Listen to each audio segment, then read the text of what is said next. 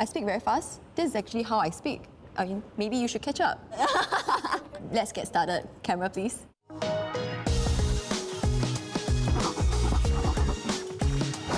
Hi there, I'm Mavis. My life has been pretty colourful and interesting so far. I've been in many industries ranging from real estate, oil and gas, fintech, and currently in the IT sector. They are all different industries, but I've always been pushing myself and getting myself out of the comfort zone. I truly believe that it's important to be comfortable with the uncomfortable. There might be slightly more men in some of the industries that I work in, but that does not stop me from wanting to be at the forefront. As a society, I feel all women can do well in every aspect of their life. Addressing women's issues in Singapore is something that I'm truly passionate about, and I've been involved in many community activities for many years upon graduation. And recently, I've co-organised Women Dialogue to further engage and understand aspirations of women, and also to understand how we can actually further advance, protect, as well as empower them. It is really inspiring to hear what women in Singapore have to say. Talking about inspiring, one of the most inspiring moments I had is to meet Miss Yeo Wan Ling in many of my community activities. We clicked and bonded almost immediately because we know that we share the same goal and passion to empower women in Singapore. Miss Yeo worked in an economic development board and she was the CEO of the Social Enterprise Caregiver Asia. She's currently in the Women and Family Unit in the National Trade Union Congress. As such, she's no stranger to the pressure and challenges women face in the corporate world. I was given the opportunity to design and tailor uniforms for the women volunteers in our branch. I was truly thrilled and excited. As you know, uniforms and clothes off the rack might not necessarily suit us, so we feel why not just work with designers and all to actually come up with uniform that best suit women's needs. We as women can design our experience and tailor our development that suit us best.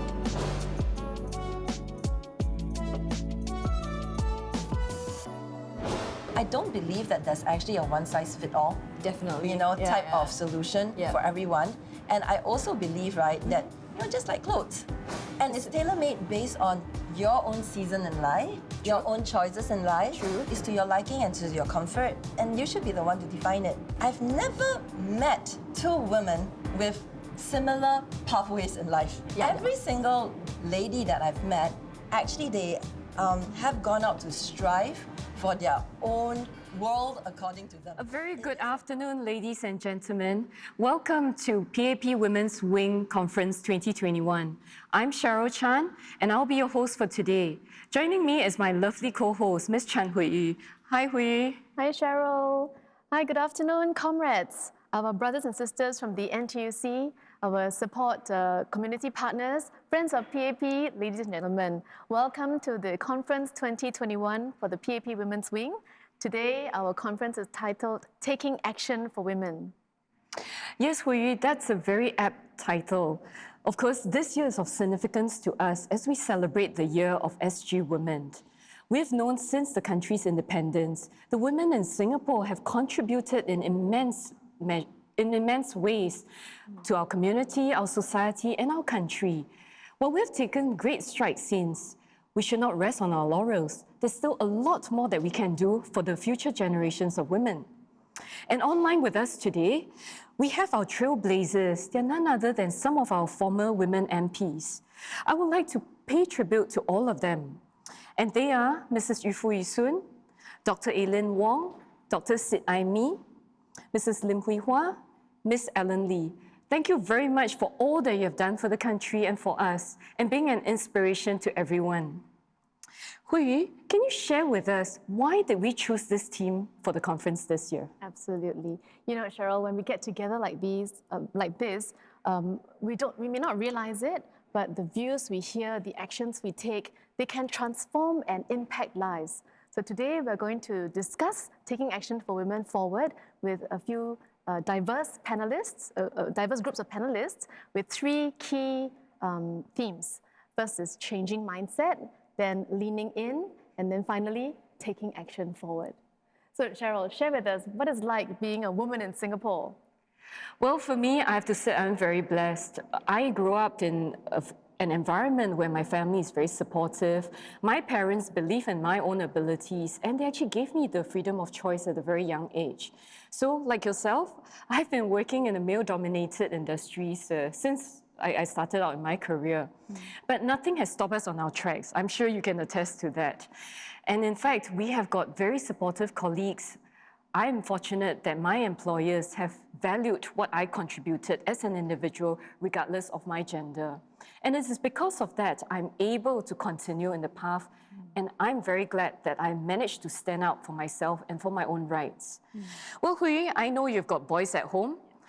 If you want to just share with the audience, what do you think your boys can do to make a difference for the women of their generation? Okay, well, I'm a working mother of 2 school-going boys, and all the mothers out there will attest to this. When you hear the word home-based learning, your eyes will roll, right? Yeah, because it's tough to be working and having to look after kids while at home at the same time, and more so if you have elderly parents to look after. So my boys know that mommy is not always doesn't have to be the only person to look after them, and I hope that next time when they have their own families, they will also be able to support their spouses in being really hands-on at home as well. Well, we have a special guest today to also share with us his views. Let's hear from our Secretary General of the PAP, Prime Minister Lee Hsien Loong. Good afternoon. In 1959, when the PAP was campaigning in the Legislative Assembly general elections, my mother, Madam Kwa Geok Joo, made a short radio broadcast. It was her first and only political speech. She said that the PAP was the only party to have paid attention to the problem of women's rights. After winning the election and taking office, the PAP government passed the Women's Charter in 1961. It institutionalized the equal standing of men and women in marriage and ensured the protection and welfare of women. That was 60 years ago. Since then, generations of PAP leaders have worked hard to ensure that women have every opportunity to fulfill their aspirations. The PAP has always been a stalwart champion of women's development in Singapore. Today, I'm happy to see many outstanding women participating in the PAP Women's Wing Conference, inspiring us with your personal stories. Let us all work together to tackle the most pressing concerns faced by women, whether at home, at workplaces, in school, or in the community. Let us empower Singapore women to pursue their passions and dreams. Let us enable all Singaporeans, women and men, to achieve their fullest potential and thrive for generations to come. Thank you.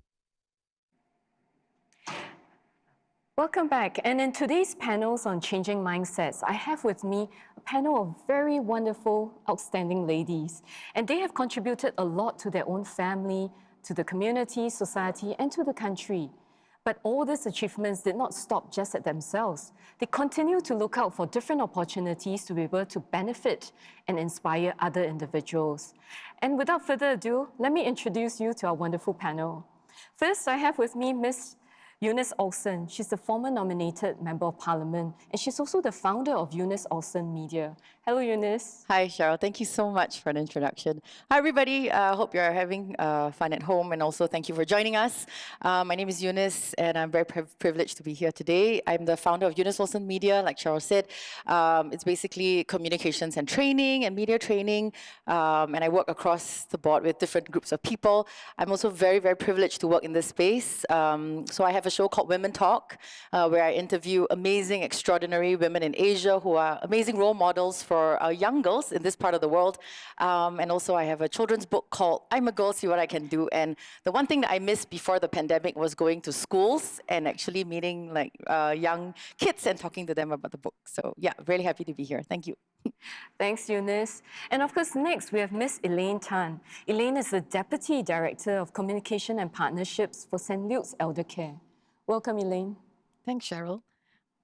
So I've been in the social impact space for more than 20 years, managing communications, fundraising, also in leadership roles. Prior to that, I was with the public sector for about 10 years. The move to the humanitarian, conservation, and international development sector has been quite a journey. exciting because of certain limitations for women to move up that role. But I have been very, very grateful for the support, not just from home, but from male mentors, and guardians who have strongly encouraged women to be able to step up, and create a social impact in wherever they are.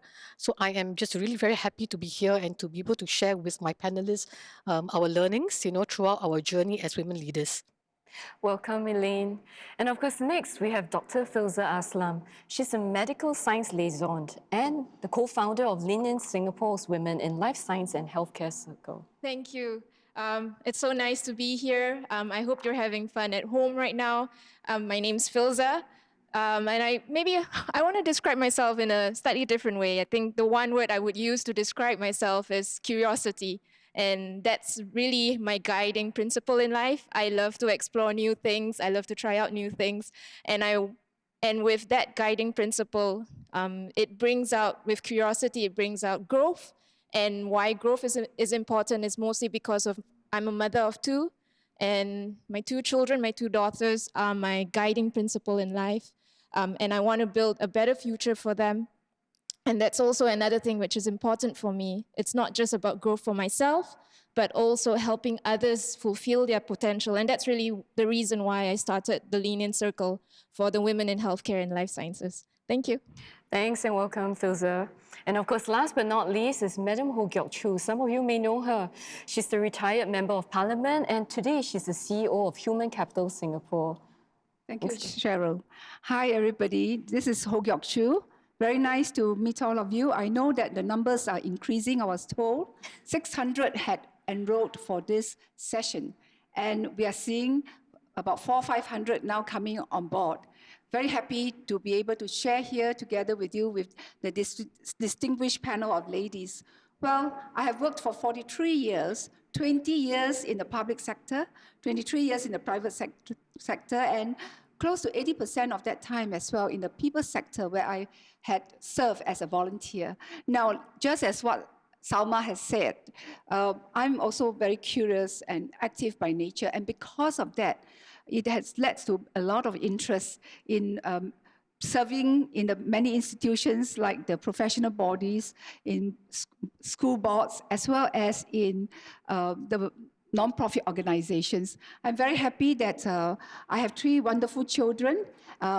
They are all grown up now, all working, but they continue to keep me young and keep me updated and informed about what's really needed there by women, young and old, out there. So just in case I'm not updated well, I have always the sons, the husband, and the daughter and daughter-in-law to keep me updated. So I hope to be able to share some of these experiences with you. Thank you, Gyok Chu, and welcome once again, ladies.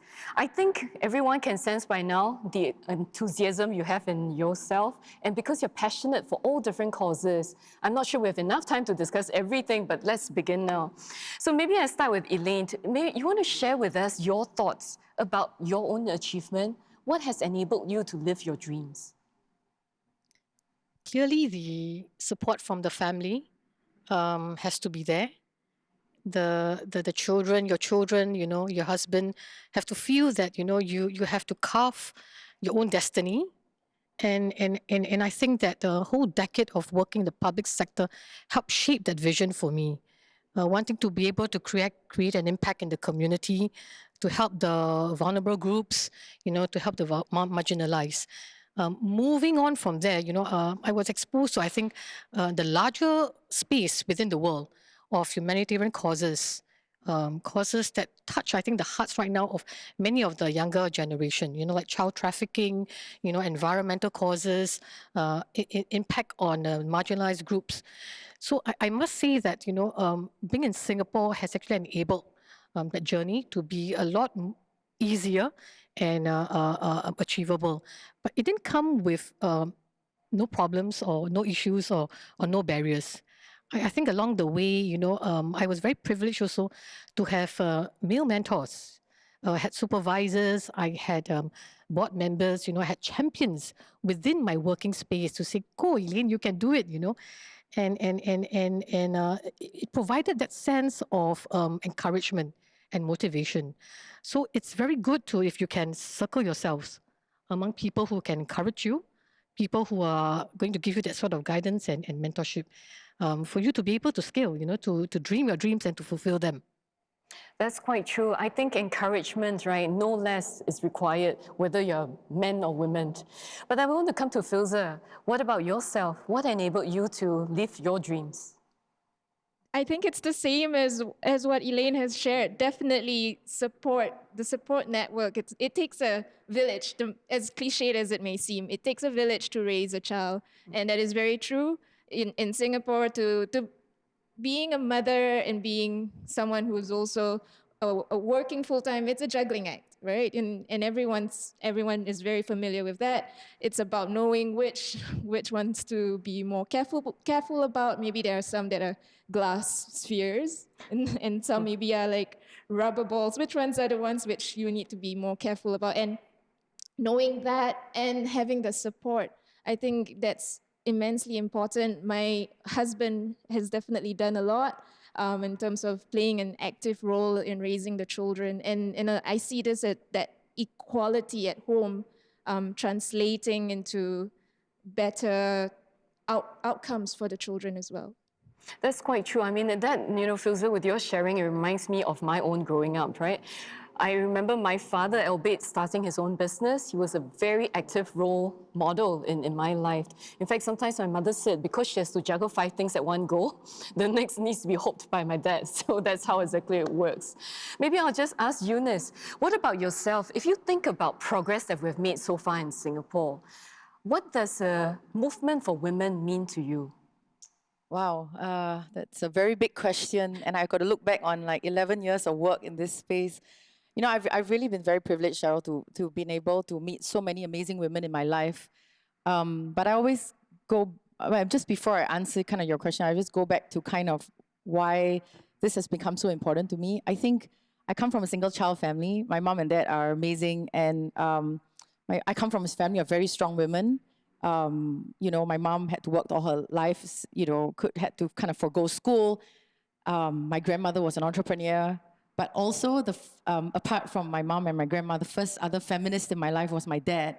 My dad comes from the armed forces, right? But he's never said, like, because you're a girl, you can't do certain things, you can't wear certain things, you shouldn't behave this way. My mom and dad have always kind of told me that you can be anything that you want to be. And then when I grew up, I realized that not everybody, I'm very privileged to have parents like that. But when I looked around me and the work that I was doing, whether in Singapore or overseas, I realized that, there were a lot of women out there who did not have that support. And today I speak if I can and may speak on behalf of them, that there is actually so much that we need to do that we don't see in Singapore, right? I mean, women who might not have husbands to support them, girls who grew up without fathers in their lives, single moms who have to juggle a lot of work. And I think whenever I think about the progress, the World Economic Forum says that economic participation amongst women or rather economic participation and whether we can close the gender gap in economic participation will take 257 years globally, right?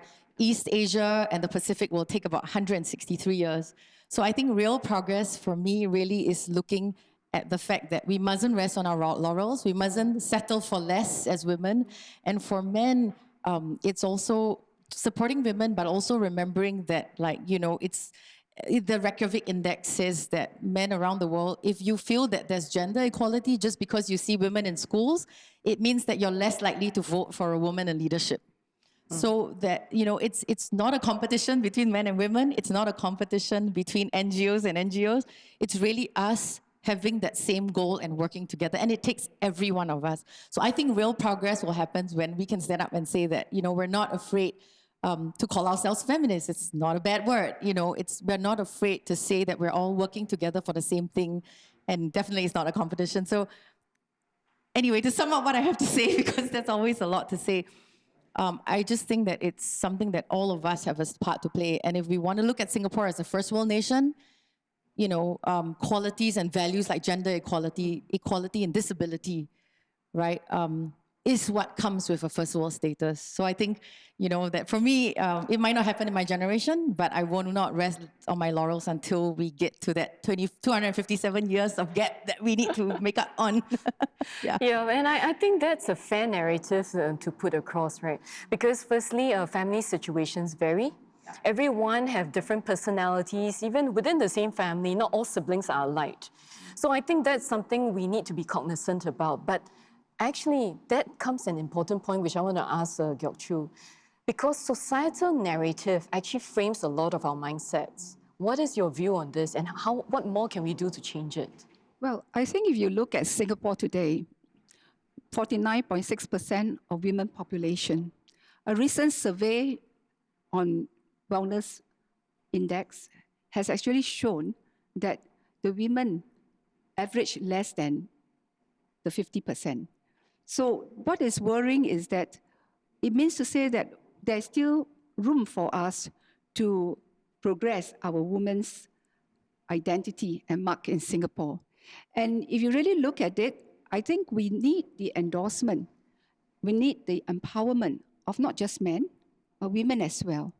And this is where I feel that, you know, as women or men, they always say there is always a woman behind a successful man. Similarly, there is a man behind a successful woman.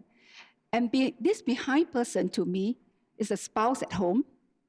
If you're not married, your brothers or your father, the figurehead. And out of the home environment is really your colleagues.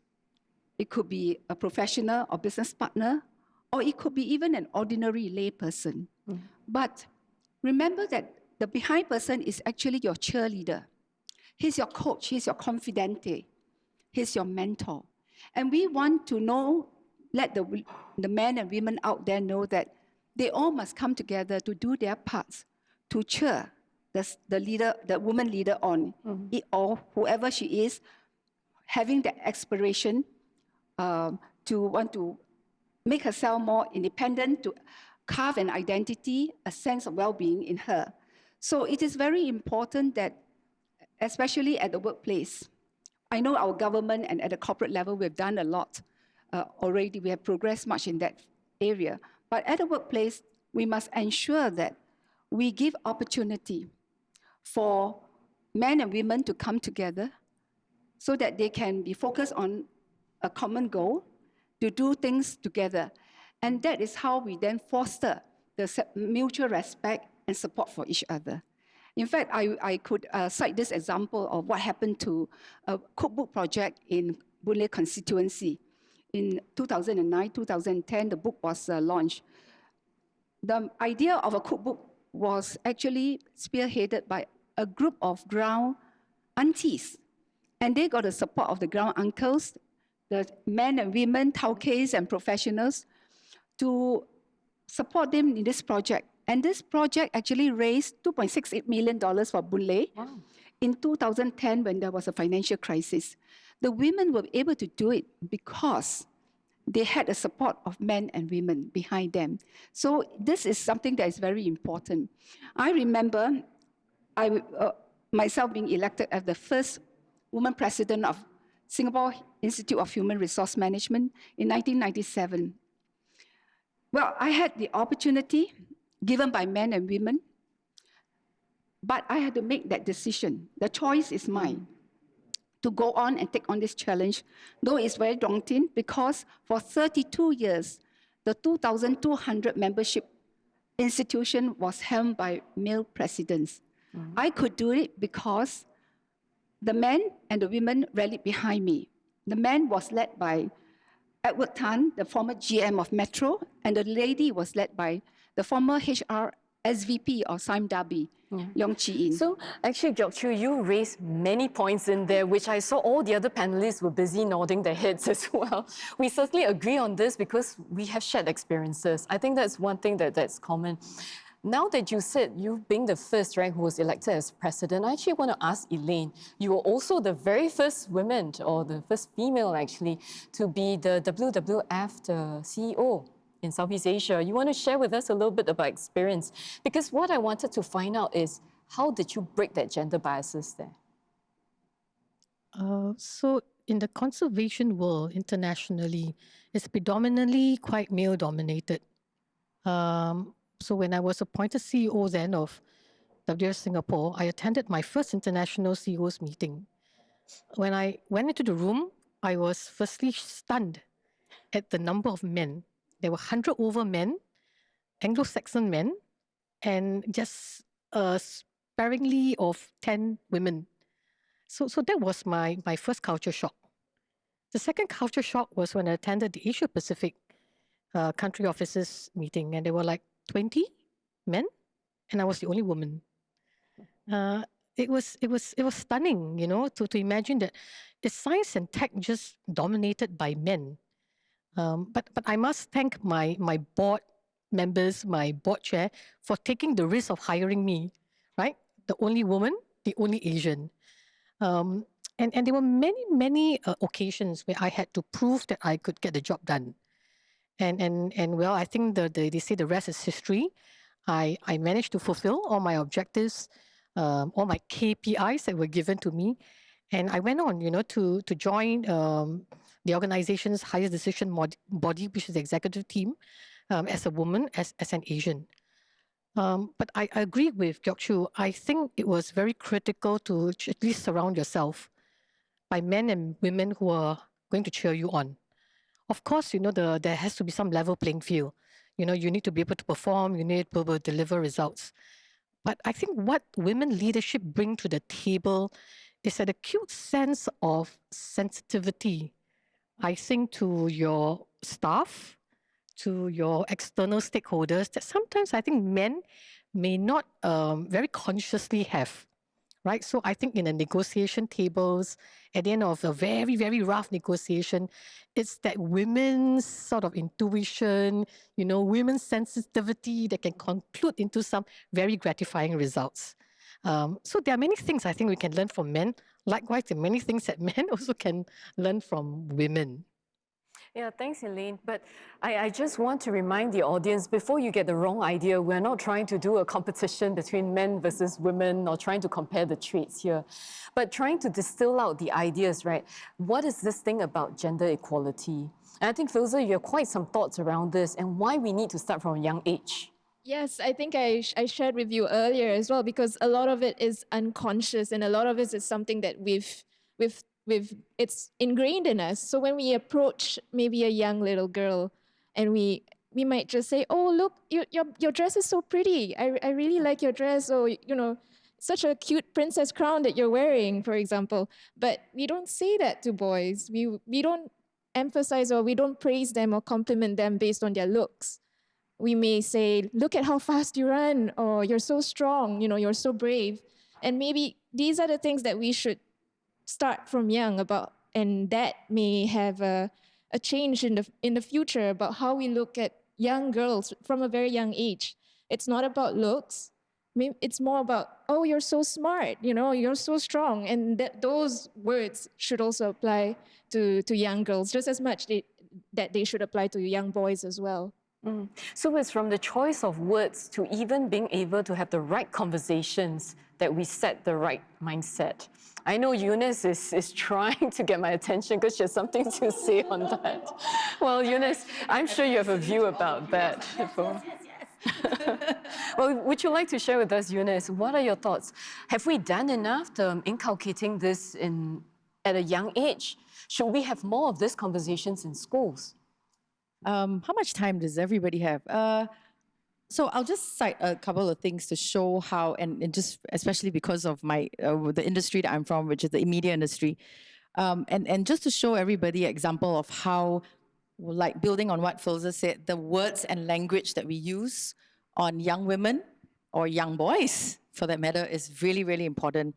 So one of the most famous media institutes in the world, the Gina Davis Institute on Gender and Media, a long time ago, they did a study, I think it was together with JWT, and they surveyed that 90% of women globally found that it was important to have role models on television. 61% said that it was influential to them, and about 58% said that it actually helped them to be more ambitious. Now, if you are my age, you would probably, okay, you're all much younger, you probably have heard of the X-Files. Okay, Gillian Anderson, who now has reprised, well, not reprised, sorry, but is now, you know, kind of actress on Netflix and still doing a lot of roles. She played the role of Agent Scully. So basically, when she, after kind of her role, right, in the X-Files, and because she was a forensic scientist, we saw a parallel increase in the number of women entering STEM. Right? And if you look at the global data now, one of the things that are lacking when it comes to economic participation of women to take advantage of the fourth industrial revolution really is an emerging, what do you call that, like, you know, work, like in cloud computing and data and AI. So women are lacking a lot in these areas, right, in terms of participation. The media can play a very important role because it kind of parallels real life in that sense. So what we show on the media, right, in terms of strong female leads, in terms of, you know, the kind of words that we use in advertising. A long time ago, I think there was a company that did a whole advertisement under, you know, under the guises of you run like a girl. And after the advertisement came out, it actually changed people's perception of what you run like a girl means, right? So it's just the language that we use in the media, the kind of roles that we show women playing actually affects what young girls see in real life. The idea of role modeling on TV and television, the kind of pieces we put out there in the media, the way we represent women in the media, the way we kind of show women's profile and how we are in the media really affects. So one thing that I always, I'm not a parent myself, but I mentor a lot of young kids, and you know, I meet a lot of young girls. And one thing I say to the parents is that be careful, like what Filza said, what you say to the girls, and also what you say to the boys, you know, and it's like, you know, don't cry like a girl. You know, I've heard many of my friends say that, like, why are you laughing and giggling like a girl to their boys? And it's just these things that pick up in our psyche, and it affects our unconscious bias a lot. You know, and the other thing also is that, I mean, as we build on those things, the stories that we read, the kind of films that we watch, the kind of language, so really adults, we actually have a bigger role than we think we play. So that all fits into our unconscious biases. Buying pink toys for girls and What's blue your for favorite? boys. You know, I love blue from a young age. Then at some point in time, I felt, wow, pressure, is it must like pink? You know, so, but these are the things that add into the psyche. And the other thing I also wanted to, I'm sorry, I'm going to stop now, is that we can tell the young girls now to be strong. You can be strong, you can do anything, but don't forget when they go out into the workforce, my hope is for them not just to be paid as equals, but to be equals. And that's really important. And so it takes that generational change and shift from employers, but also starting from educators and parents. Yeah. Maybe let's come from your point of how to be equals. I think, Gyok Chu, because you invest a lot in people development, how do you see this play out in the workplaces? Today, maybe at some workplaces, there really isn't, you know, equality, whether it's the job opportunity or even pay scale, you know, one that Eunice mentioned. I think what we really have to do, if you have read the recent World Economic Forum article, it says that really the workplace has to go through a great reset of its culture, its policies, and its practices and systems. And this is where I feel that we need to do three things. Number one is, I think we really need to let data go wild. When I say let data go wild, especially in the future of workplaces, we need to track. Do we have a system, a process in place in companies to track the number of women that we hire, the number of women that we have promoted? And when they actually leave the organization, do we bother to track why did they leave the organization? I think the numbers are important. What gets measured gets done. And in fact, I think there are some statistics around to say that actually companies, especially those in the US, they're starting to do a process like that. But it is going to be a process that is slow, but it does not mean that it will not progress. So what we all need is to have that united movement to talk more about it. The second thing about after data is really getting rid of the biases. Now, there's this thing called likability biases. They will always say competent or successful men are more likable, as competent women are less likable. Then they will sometimes say, you know, the woman is either too hard or too soft, but it's never in between. So in other words, if you are a woman, you are competent, you are likely not being liked. Whereas if you're a competent man, you can be liked. So I think we have to get rid of these biases. And to get rid of these biases, we need the men. We need to advance the women, engage the men. How do we engage the men? To make them, to amplify the merits, good, fine points in the women to other men, so that the other men, they will stick to the other men who will learn to appreciate the women better. And the third thing that we should do is we should encourage in schools as well as at the workplace for more women to take up the STEM programs. You know, like Cheryl here, she's an engineer, but I don't think there were many engineers during women your time, right? And even right now, I don't think we have done sufficiently in that. And so I think that in order for us to really progress, we got to do that. Now, just remember this. Gender equality is not an aspiration. To me, it's an inspiration to realization, because gender equality is definitely the biggest single unlock to economic and social development. Thank you, Gyok Chu. I think you used many powerful words. In fact, I was going to ask Filza next, because in the field of science and medicine, it's also not easy to attract individuals. I'm not sure whether the pandemic has also changed people's view about whether more women participation can take place, because there's always this fear, right, of danger being in those fields. What are your thoughts? Yeah, I mean, I agree with you. I think the pandemic has definitely changed how we work. The environment is different. Now, I'm pretty sure all of us can agree that a hybrid workplace is likely here to stay. And juggling that with maybe perhaps home-based learning, juggling that with your kids' schedules, right? and figuring those things out, I think that is going to be something that most people will have to overcome. But at the same time, I think it also makes a number of things easier. For example, with new mothers, being able to work from home for longer periods of time, I would also enable them to breastfeed, for example, for a longer time, maybe 6 months, a year. It won't be as cumbersome. I remember those days when I was a new mother and I had to bring my breast pump, all my set. I had a huge bag every morning, sterilizing everything, bringing everything over. But maybe now with working from home, your baby might be there, and it's easier to breastfeed on demand, for example. I mean, there's flip sides to things. I'm not going to say that it's make things 100% easier. Some things are going to get easier, more convenient, but other things are also going to get more complicated.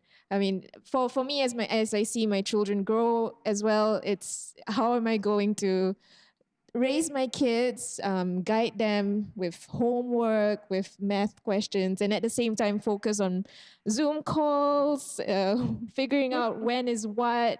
Everyone's schedules is just a blur. I have my work calendar, I have my family calendar, and getting all that is like a digital, like it's not like it's lots of acrobatics in my head, and that is also kind of like your mental burden, unseen burden as a mom. Yeah, I think not everyone can fully appreciate this or grasp, right? The mothers would understand that, especially the young mothers. But it takes a lot in society to enable many of these things to happen. I was actually going to touch on another topic because I realized we don't have that much time left, as we got into this very engaging conversation. Maybe, Elaine, you can share a little bit. How important is culture in terms of an open communication? What does that mean to us, when you want to enable many of these things in society to take place? Perhaps I can speak from where I am right now and what I'm seeing on the ground. So I'm with St. Luke's Elder Care, and we provide elder care services to the community, center-based, home-based, integrated. And what has become very apparent to me is the burden on caregivers. And it's almost by default, every caregiver is a woman. They face so much issues, having to work, having to take care of the aged parents. So it's such a respite when we have elder care services that they can leave, that elders, with us at the centers, knowing that they'll be very well taken care of physically, mentally, socially, so that they can contribute economically and continue working. What has been said is, even in the interviews we've had with potential candidates, women would say, oh, I had to take 2 years, 3 years off my work because I had to care for an aged parent. I had to care for my mother or father who had a chronic disease. But the question was, it's always the woman who had to quit their jobs to do a caregiving duty. Is there a place in which we can recognize that we can create, an environment and culture within the workplace where they don't have to do that. They don't have to quit their jobs. They can continue contributing economically at the same time ensuring that, their caregiving duties can continue, So I think that's all these fundamental shifts in the way, our workplaces, our working arrangements, are curated and enforced. So the whole caregiving issue, I think it's very real for many families, for many women. By default, they have to quit their jobs to take care of their aged parents. Yeah, thanks, Elaine. And I think that comes back to our very first original point that we said, right? All these traditional mindsets, the biases that we have to get rid of, likability bias and the unconscious biases. Just to close off the last bit before I ask you all to give your final words to the audience, right, about your experience, because I think there's just so much rich experience you have to share. I can't do it within the time we're allocated today. I'm sure there'll be other opportunities.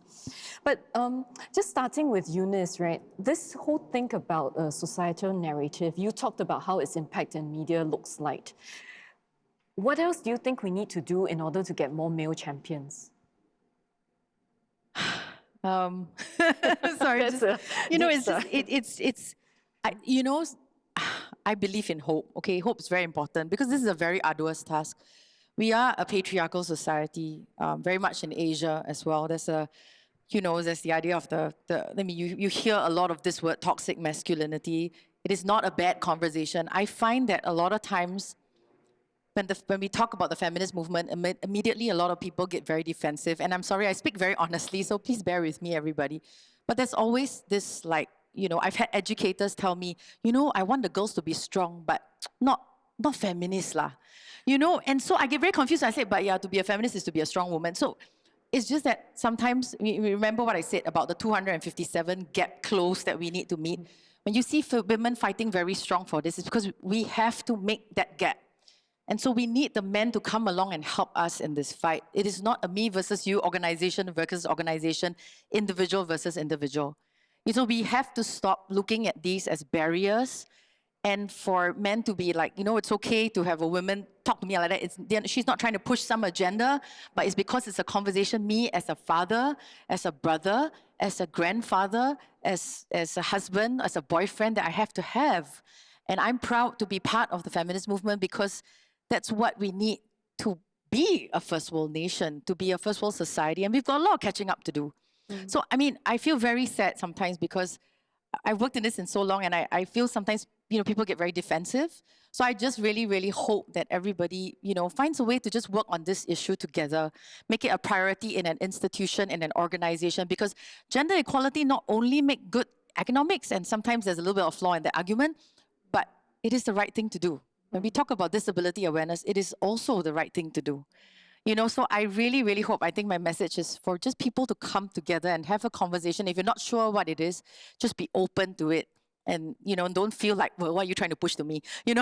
So, yeah, and yeah, that's all I have to say. Eunice. Yeah, I'm sure we all learned as well. And Elaine, for you, in terms of advocacy, because you have advocated for many things yourself, from humanitarian to conservation, now to healthcare, what are your advice actually to the women or the young girls out there?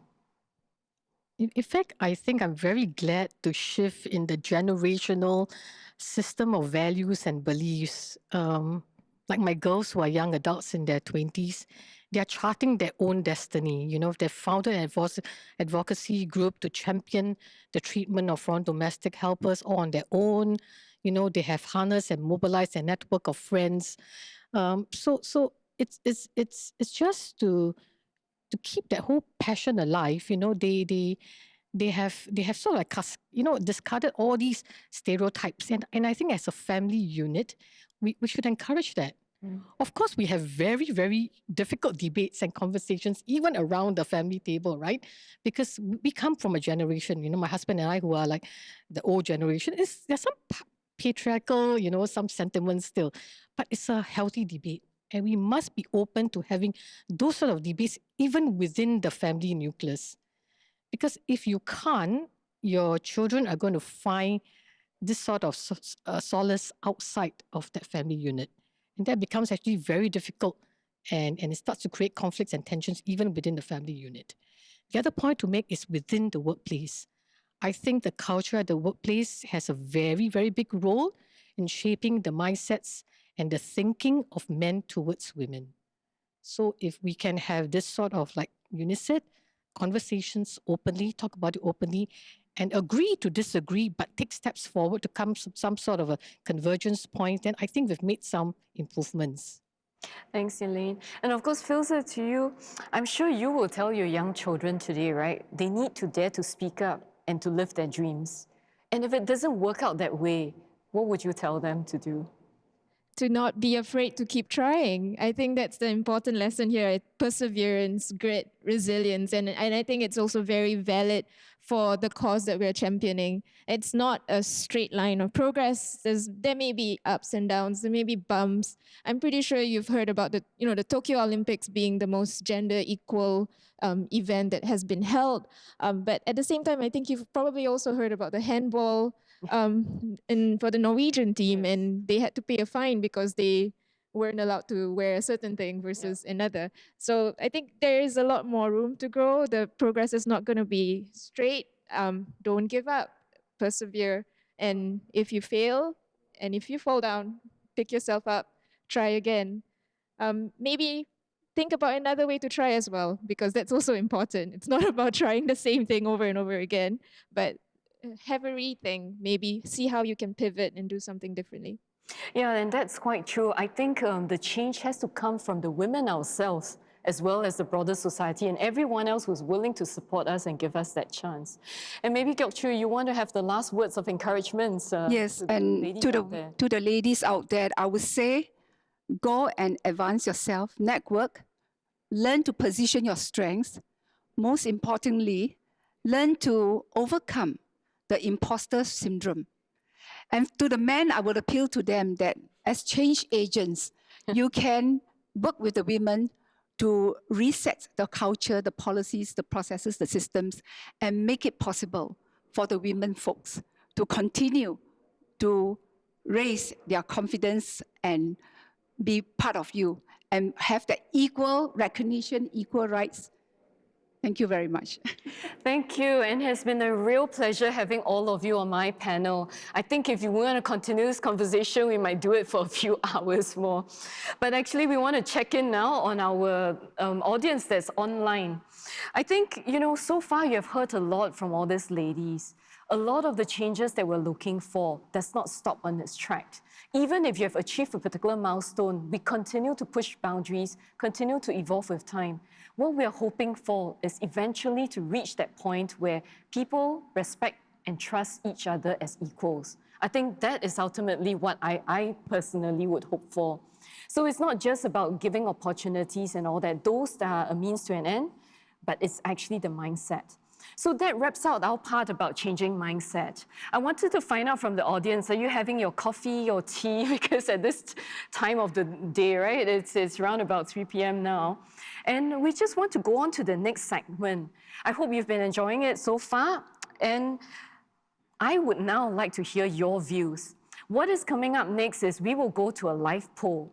In the live poll, I'll just give very simple instructions, just 2. There will be 3 sets of questions that will be coming up on your screen. All you have to do is to click on the response which you think resonates most with you. So if you're all ready, I'll get them to start on the first set of questions. Can we have the first set of questions, please?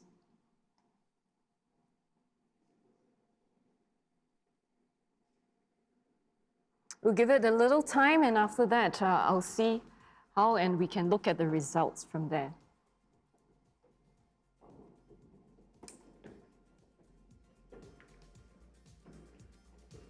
Okay, and the second set of questions.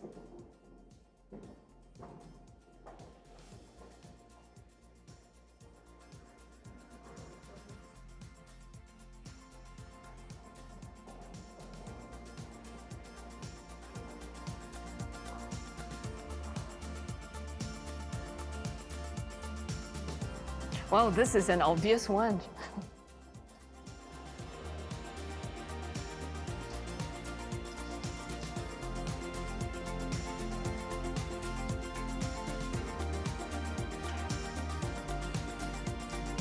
And if we can have the results for this. Okay, and the very final set of questions.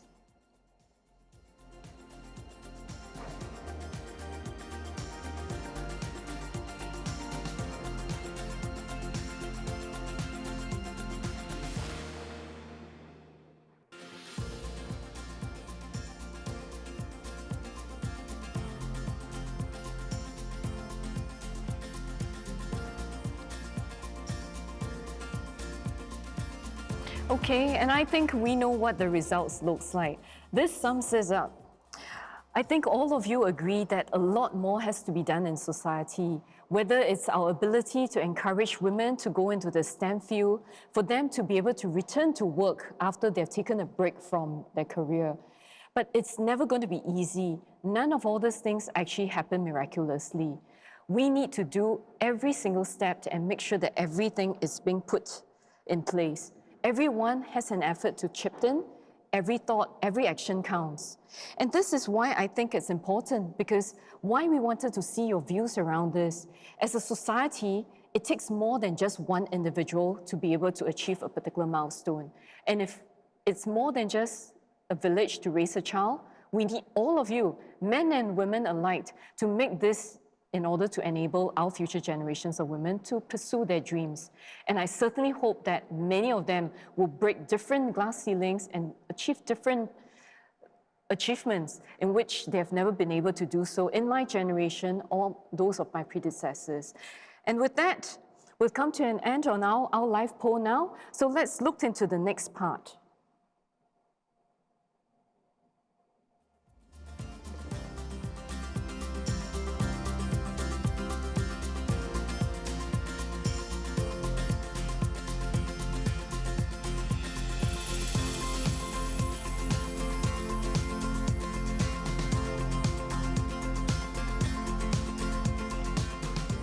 Thanks, Cheryl.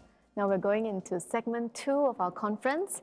Now I had the privilege of speaking with 4 amazing individuals for our next segment, Leaning In. I met with Fanny and Kevin.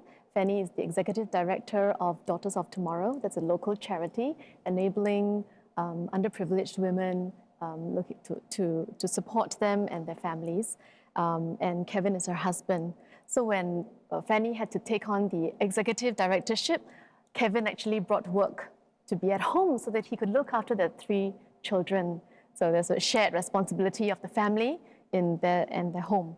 I also met with Mary Heng. She was a teacher and she's now a stay-at-home mom looking after her 3 children because her youngest child, Kayleen, has Down syndrome. So it's difficult looking after children already, but with the additional attention needed for special needs child, she has got strong support from her family as well as the community in order for her to do more for her family as well as to give back to the community through the support network. And we also spoke with Fontaine. Fontaine Liang is our local harpist.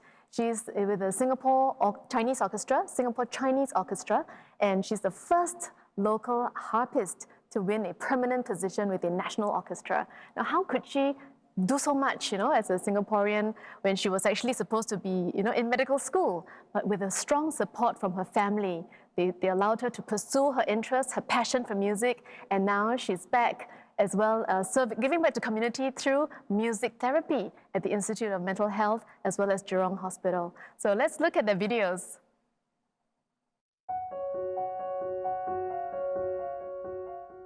Yeah, hi, so I'm Kevin. This is my wife, Fanny. I've been married for 12 years. I'm Fanny, wife to Kevin next to me, and we have 3 kids. My professional work is in the charity sector. Hi, I'm Mary, and I'm a mom to 3 children, aged between 16, 13, and 10 years old. My youngest one is the one with trisomy 21, or more commonly known as Down syndrome. Thank you so much for having me here today. I think my music journey began when I was very young. When I was about 12, I think I knew I wanted to be a musician. My then piano teacher told me about music therapy. And when I read up about it, I was like, hey, this is pretty cool, it's quite neat. Okay, so it sounds like your plate is really full. What makes it possible for you to hold it all up? I love my job. I love doing everything, like being a harpist, being a music therapist. The passion for my job, for my work, drives me. My husband and my family are very good at telling me to stop when they see me doing too much. And I think what has really helped is how my parents have instilled this upbringing. And also, they have instilled this sense of belief in myself that it doesn't really matter what I do, as long as I try my best and I just give it my best shot. And I remember calling my harp teacher in Singapore and going, I think I've made a grave mistake. I was like, why did anyone think I was any good? But my teacher in the UK really reminded me that I had to trust her. And she said, I see the potential in you.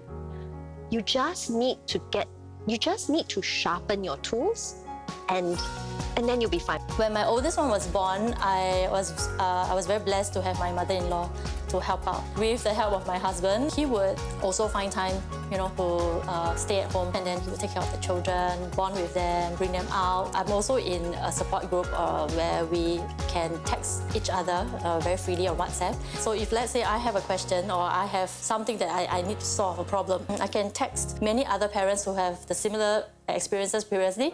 There was one time when he was going through, he was furthering his studies. So I remember this very clearly because he had to study and also after a full day of classes, he comes home to help me. He's got assignments and homework to do, but he will always do it after the children are put into bed. So he recognizes it's a shared responsibility. Yeah, so but as the kids grew older, I felt there was a time where we could actually switch a little bit, where give her a little bit more space to develop and do what she's passionate about. And then just empowering her to do that. Both of us share the responsibility, share to build the home. What are the mindset changes in the younger generation that you hope to see? The first thing about the gender bias is that she doesn't have to do what a woman does, whatever that might mean at different points of time in society. As young people, it's very important to respect one another. Right? Boys respecting boys, boys respecting girls, and vice versa as well.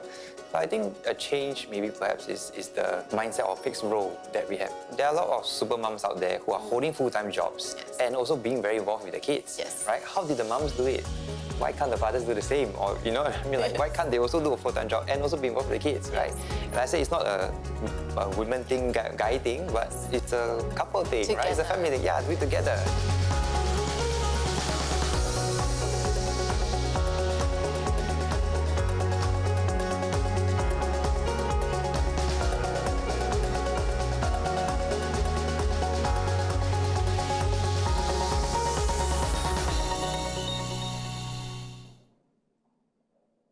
Thank you to Fontaine, Mary, Kevin, and Fanny for your sharing. As you can tell from their stories, it really does take a robust support network for our women to fulfill their fullest potential. I think this applies to men as well. If you want to do something, you also need that support network. So to share a bit of music and entertainment, as well as showing the importance of the family bonds that we allowed Fontaine to go and pursue her career in music, Fontaine and her mum, Sue Kwek, will be performing a harp and Japanese drum performance titled Furai. So take it away, ladies.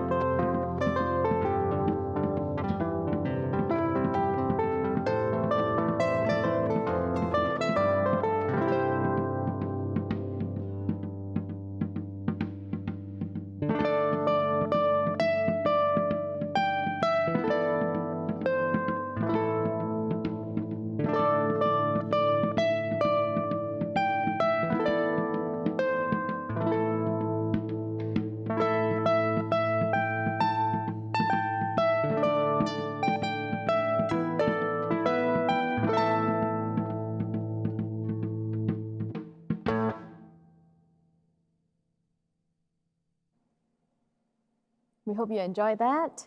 Now, as we recognize the importance of mindset change and the need for societal support to enable women at work, at home, and in the community to do more, there is a key pillar that has been critical in this effort, and the labor movement is one of them. So I'm very happy to invite Sister Mary Liu, President of NTUC, to join us as we take actions forward for women.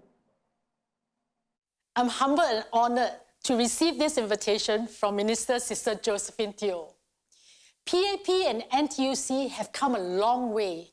We have a long-standing 60 years of symbiotic relationship since 1961, which has contributed to the progress in Singapore, including advancing our women's interests. Where we are today is really because of the women who have laid the foundation before us that enable us to continue the good works that we are doing today. The pandemic has changed the way we work, and the challenges that the women face have evolved. Recently, I came across a mother of two. She was an employee in a medium-sized company who became a home-based baker. When asked about the switch, she shared about the struggles with the hybrid work arrangement. While it gave her the flexibility to be with her children, but she has lesser time for herself and found it stressful to toggle between work and her caregiving role.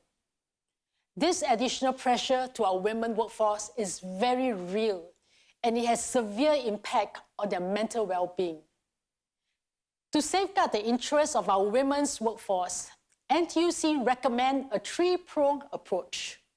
1, to enable real choice-making through redistribution of caregiving responsibilities and redesigning jobs to complement the needs of caregiving. I remember fondly our International Women's Day celebration earlier this year, where NTUC U Women and Family together with PAP Women's Wing jointly organized and launched the Reimagine Fashion Showcase to celebrate the power and versatility of women. This showcase inspires women beyond their conventional role. U Women and Family, led by Sister Yeo Wan Ling, has been featuring progressive companies through women's focused career fair, with redesigned role that offers flexible work arrangement, shorter hours, and family benefits to help women pursue career alongside their caregiving responsibilities. 2, to nurture a safer work environment. Employers should formalize guidelines against discrimination and harassment at workplaces. NTUC worked closely with the government and our tripartite partners to review existing policies to provide greater employment protection for women, especially those who choose to take on part-time jobs, freelance projects, or run micro businesses. 3rd, to maximize the potential of our women's workforce, we need to professionalize occupations in traditional female-dominated sectors, such as sewing and confinement nannies, as well as to help women enter growth sectors. This can be done by setting clear skills and progressive pathway to help our women earn better wages and work prospects. My WhatsApp was buzzing with excitement earlier this month when Sister Wan Ling shared about the top 3 findings from the 2,400 respondents who participated in the straw poll on women in tech. This survey was done in collaboration with PAP's Women's Wing to follow up on your recommendation from the PAP Women's Wing and the Young PAP Joint Paper on Women's Development Scale-Up Nationwide Movement to help women enter and progress in growth areas. I'm heartened by the work that PAP Women's Wing and our women's leaders have done. NTUC will continue to safeguard the interests of women's workers by keeping our ears to the ground and working with stakeholders to empower women to do the best they can in a safe, viable, and sustainable manner. Sisters, every woman matters, and we are called for such a time as this. I'm confident that under the strong, capable leadership of the PAP Women's Wing chairperson, Sister Josephine Teo, whom I have the honor and privilege to work with. We can move forward together in solidarity to continue our efforts in actualizing and taking actions to uplift the lives of women around us. In the meantime, do take care and stay safe. Thank you. Thank you, Sister Mary Liu, for your rally and support. Now, prior to the event leading up to the conference, we had a quick survey conducted, and here with me is Cynthia Mark, our Deputy Head of Research for PAP Women's Wing, and she'll share with us her findings, or the findings. Thank you.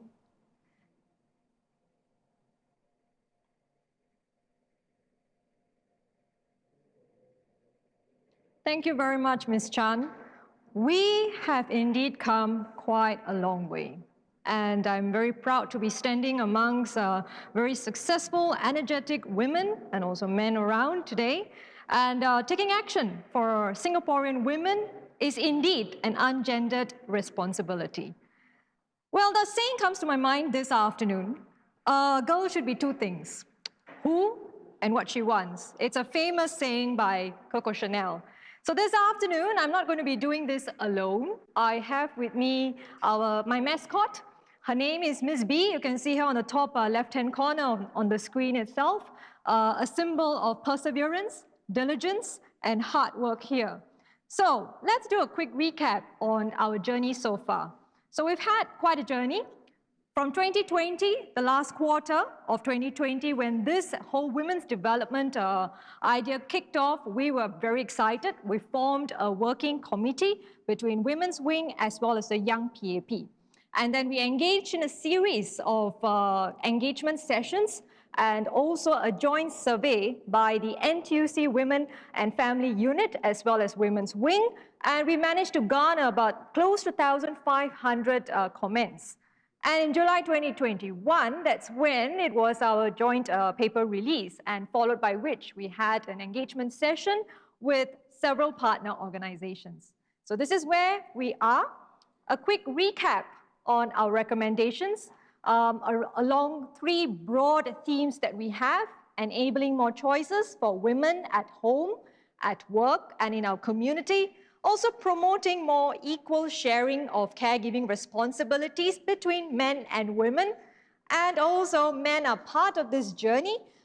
Men can also help to remove barriers for us by rallying a whole of society approach to change mindsets. So these are 12 recommendations here. And this is where the interesting part came. We felt that it was not enough. So as soon as the paper was released, in lieu of this lead up to this conference, we wanted to reach out to get a quick sense check on where we were and what people really thought about our recommendations. So we had about 220 respondents, and if you can see across the age spectrum, we've got a very good mix of about 51% of less than 40 years of age, and then our seniors about 49%. So it's a very good mix in terms of gender and age representation here. And this is our top 5. This is your top 5 that you have voted in. Number 1 on the list. In fact, across the recommendations, we had feedback that it was very difficult actually to prioritize or rank because all 12 are important. So when it came down to the top 5, it was less than a 0.5 margin difference, to be honest. And we had top on the list: increased financial support for senior caregiving to help relieve their financial strain and out-of-pocket expenses. Number 2 was partnering organizations and employers to develop holistic support packages and support networks for women to re-enter the workforce and rebuild their careers. Number 3 on the list was scaling up a nationwide movement to help women enter and progress in growth sectors, something very close to my heart as well. And number 4 and 5 on the list, respectively, enhancing options for long-term home-based care for the elderly and introducing legislation to regulate merit-based employment and penalize discriminatory conduct so that we can achieve a more diverse and inclusive workplace. So this is your top 5. So then it was not enough for us. we wanted to know, where did we actually make the most progress in women's development in Singapore? So this is the verdict that we have, our top 3 to 4 that all of you have voted in.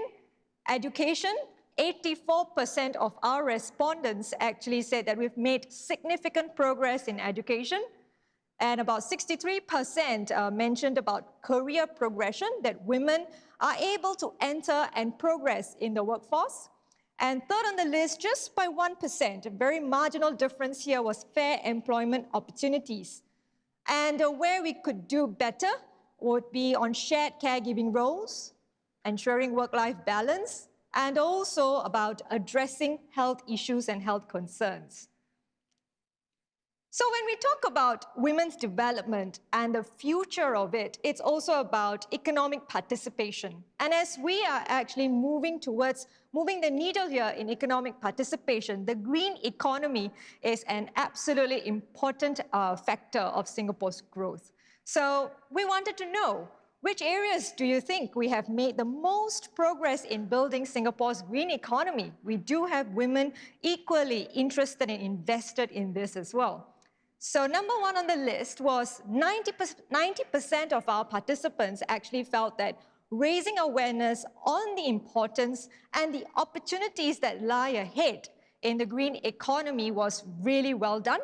And that's something that we've made significant progress in. Number 2 was supporting ground-up initiatives. So 66% of our participants felt that there is enough awareness and also sufficient support for ground-up initiatives. We would like that number to increase, though. I'm sure we would be able to do so. And enhancing school curriculum on sustainability studies, about 59% felt that way. Where there could be some work done would be on strengthening the green financing frameworks and green career options. This green career options hold that thought. There's quite interesting answers coming up in the later part of the survey as well. So this is my favorite part of the survey, and it's my favorite question as well. We opened up a free response question out to our participants in terms of what types of jobs would you consider participating in or aspire to have in the future, let's say 10 to 15 years down the road. And then we had varied answers here. So esports gamer came up. We also had urban farmer, a carbon trader.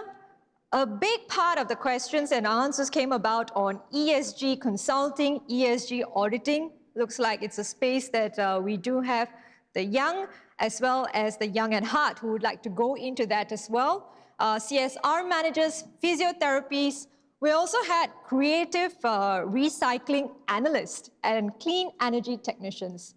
So with that, I'm very hopeful that our career aspirations will continue to evolve from the traditional roles that we typically saw 10 years or even 5 years ago. So with that, right, I would like to end on this note. It's heartening to see the progress that we have done, and I'm also looking forward and excited to see how else we progress moving forward. So why not just give the trampoline to both the boy and the girl and let them jump on it together, hand in hand. Thank you very much, everyone.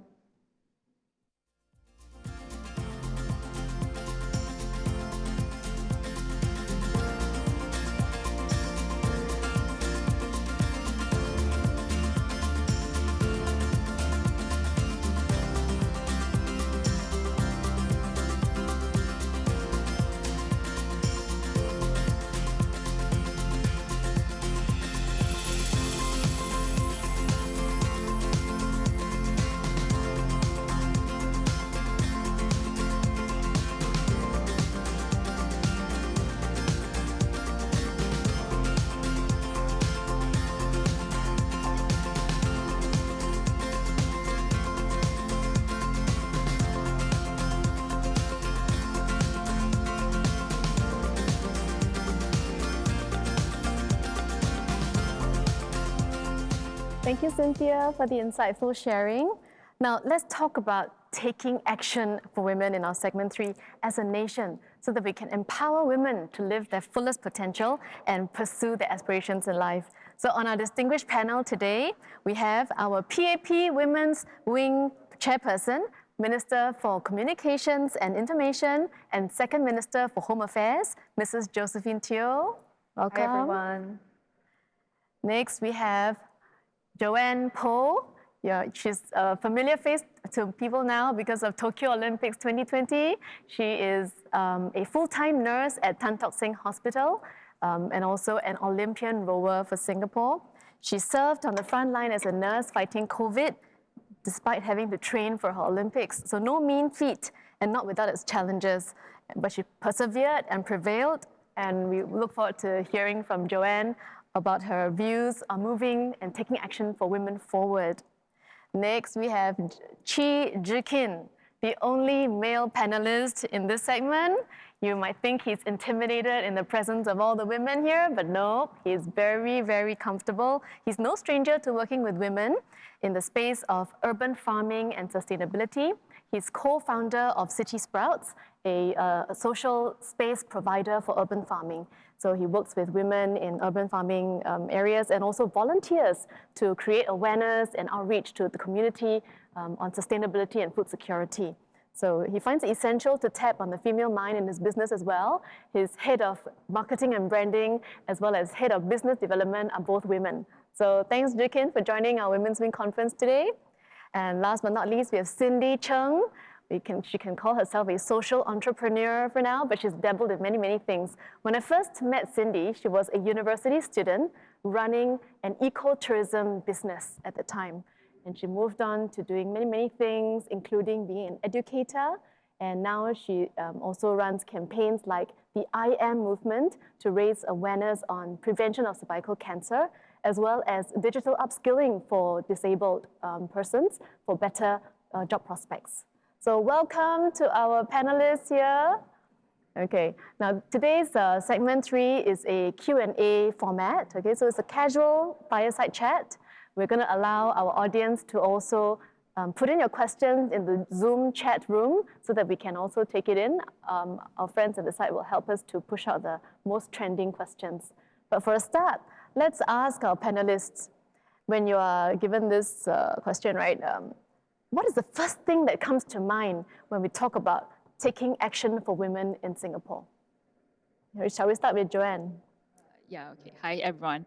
I guess this statement of women empowerment is actually quite a big topic, very big word. But I think for me personally, I think it's a lot about breaking out of the social norms and the gender roles, and not to be boxed in by what the society or what our gender is expected of. Like, as women, as a female athlete, we are expected to look a certain way. Being muscular is not ideal. Being too dark is not considered female enough. But I think that, being able to break out of this and ask yourself a lot of why not, or why can't I, does change a lot of things for me, and I believe for a lot of younger women, younger female girls as well. And even as a nurse, like people would ask, what do I do for a living? And when I share that I'm a nurse, people are like, you don't look like a nurse. Like, so the people also have this idea of women in a caring trade has to look dainty, fair. But as a nurse, the nature of the job does require a lot of heavy lifting. When patient turn violent, like the small dainty girl then wouldn't be of much help. But like, and more recently, like, and a key holder of the sports administration was asking me, actually amongst in a chat room with all the other fellow Olympians, this is a question directed to only the female athlete. Like, are you guys getting married? Do you all have a boyfriend? I'm like, it was a very thought-provoking question, to say the least. But I think by empowering women, we are also empowering men. Empowering men who wants to challenge what is expected of their gender role. Like, what if the men want to be in a caring trade, be a nurse? What if the man wants to be a house husband? So I think it's liberating for both gender by empowering women in that sense. Yes, yes, indeed. Thank you. Yes, you're right. We're not just talking about taking action for women, but taking action for women for our nation. We hold up half the sky. 50% of our population are women, right? Yeah. Thanks, Joanne. How about Zhikin? Yeah, I echo what Joanne mentioned about boundaries and putting people within boxes, right? And like what you mentioned, that women are 50% of the population, and for the whole country and the whole economy to move forward, it's important to not neglect 50% of the population. So I think it's very important that we really look into the needs and what we can do as a whole society, and not just as men, but as a whole society, on how we can really empower and move forward as an entire nation. And I think what came to mind when I thought about taking action forward for women is my own upbringing. When back in Ipoh, I grew up in a family where women are really kind of the leaders of the family. Not just men. Men of course are the head of the household, but women, if you think about festivities like Chinese New Year, Christmas, and my grandparents' birthdays, the women will really be down in the ground, working and preparing meals. And in hindsight, when I reflect on all these memories and my upbringing as a child, the women around me are really strong women. So I guess in reflecting that is how myself in a position to really impact change and to bring empowerment to the people that we reach out to. How can I really inject that experience and that memories into how I lead my team and lead my company? Yeah. Yes, wonderful. I think with good role models at home, you realize that women aren't just frail or unable, right? They are very able, in fact, and they can pull their weight at home as well if they want to. Yeah, so thanks, Jikin. How about Cindy? Yeah, I think it's very nice that Jikin talked about family, right? And for me, my mom actually is my role model. And she played a very important part in really shaping how I really want to do more, because I mean, my mom was actually not able to complete her primary school education because she had to take care of like her siblings, her younger siblings, and very much that journey of how she was very resilient despite not having education, being able to progress in society, and even caring for the family. So to me, I think what action for women really means is also women taking of themselves. So I mean, for me, it's really about self-care that I want to advocate for, because women is always caring for others, right? I mean, it's always like about the family, the community. Like my mom will be so busy around me every day, even like today, because she just feels so much, right? But a lot of times, that's where I feel it's important to care for them. And I take it upon, as a daughter, to really spend that time with her. And I feel that when we look at self-care and caring for women, it's not just women themselves. It's also something that we can do as a family. So I mean, that's where I think really taking action for women is not just women themselves, but also everyone in the whole society, everyone in the family. So I mean, that's for me. And to all women out there, thank you for all that you're doing for your family. Thanks, Cindy. Indeed. Well, okay, the panel here is in our 20s and 30s.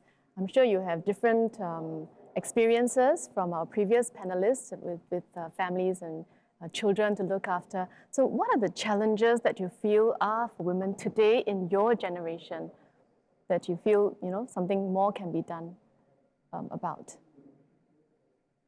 Shall we start with Cindy this way? Okay, sure. So actually, right, I mean, to my story, right, I don't feel really like challenged in that sense, because like to my mom is like, oh, okay, because she didn't get the education, right?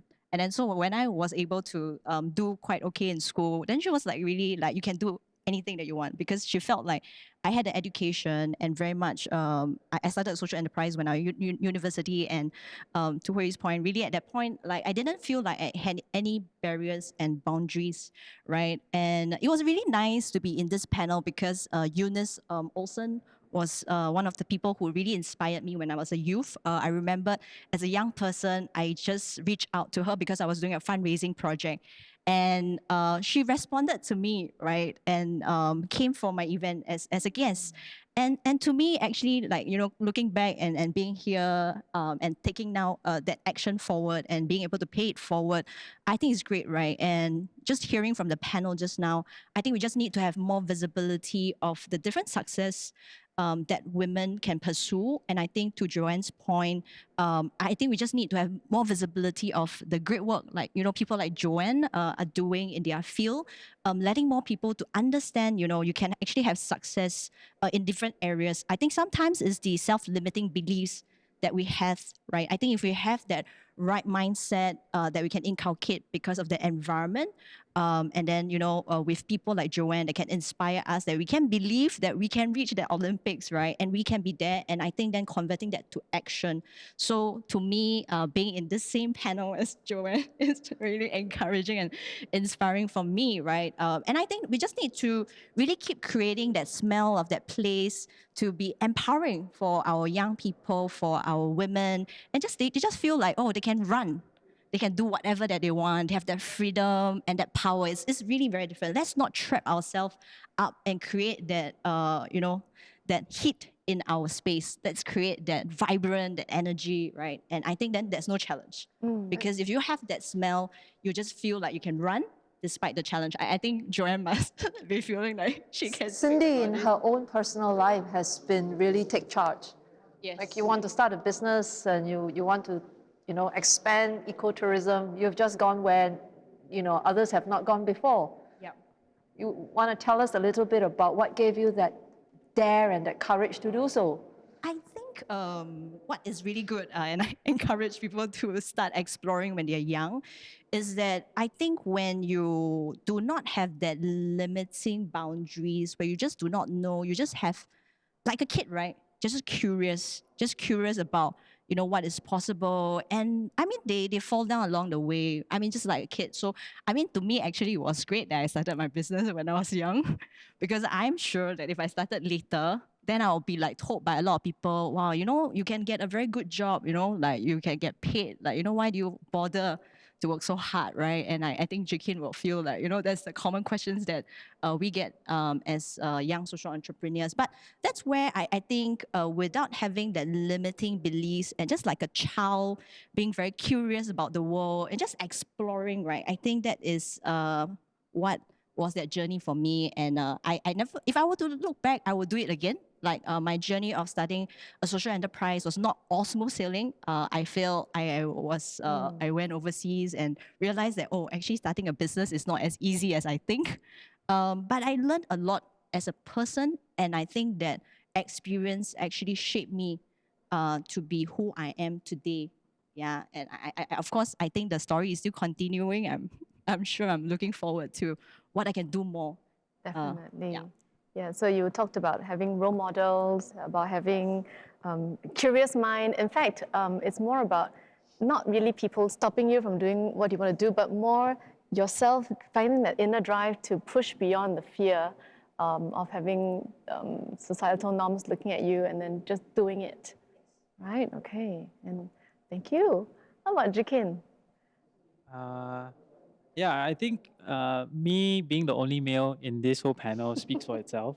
I mean, I'm very privileged to, I think, grow up in a generation where I myself have not personally felt any kind of discrimination or kind of biases against women. I'm glad to be surrounded by women who are very driven, very successful women. I mean, of course, Joanne and Cindy here. And I think Singapore as a nation, as a first world nation now, it's very progressive, and opportunities are plenty out there. And in my own sector and my own industry, in sustainability and urban farming, I think I do see a lot of new entrepreneurs who are female coming up, and I think that's a very encouraging thing to see. And also just how all the partners and the volunteers that we work with, right? A lot of them are female. So I think the opportunities, it's not lacking for women, and I think the boundaries are really self-imposed, like what Cindy might say. So what my message out there for the youth, both male and female, is really to not impose any challenges on yourself. And really the sky is the limit, and there is nothing stopping you from wanting to achieve what you want to, what you dream of. And I think specifically for urban farming, maybe there are certain stereotypes about how it's a very male-dominated kind of industry, because you have to actually go down to the field, you need to hold on to a chanko, maybe invoke certain imagery of pulling the water buffalo with you on the rice paddy, right? But actually that's not really the case. Nowadays, I mean, for one, we rely a lot on technology to really overcome that. But at the same time, even thinking back to my grandmother's time, she used to go down to the field herself. And it's something that we sometimes, I don't know, maybe certain references from media, from how we've encounter and interact with what we think of as farmers, but it's something that we should break out of, I think, and not let that limit ourselves. Has it been easy to encourage ladies to come forward, young ones and old ones alike? In urban farming, I mean. In fact, from my own experience, there's very little encouraging that needs to be done, because a lot of the inquiries, a lot of the volunteers, and even students that we work with, a lot of them who come forward to want to work with us, who initiate, right, female. And I think it's definitely a very encouraging thing to see. Yeah, for sure. That's great. Thank you. How about Joanne?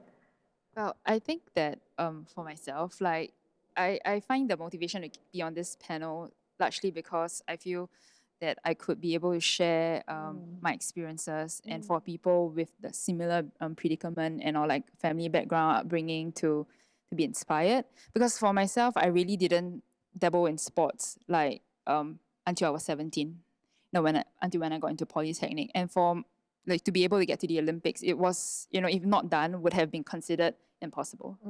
Yeah, like, you know, because people have the idea of, you know, you have to start doing sports from young, and from my family, with my family background, like sports like was a luxury, and I didn't have that. But then, like, when you set a dream, set a goal, like you could still in your own way try and overcome a lot of obstacles and be able to achieve what you set out to do. And it's actually, like, for me, I think the messaging is also, you know, like to be daring to go on the path like less traveled, you know, to deviate from the road more traveled, and to make unique or different selections in life or life decisions. And to do that, like, it's important to have role models, because for me, you know, I haven't had a lot of successful like female rowers in Singapore, or for people like for me to look to, and more so coaches.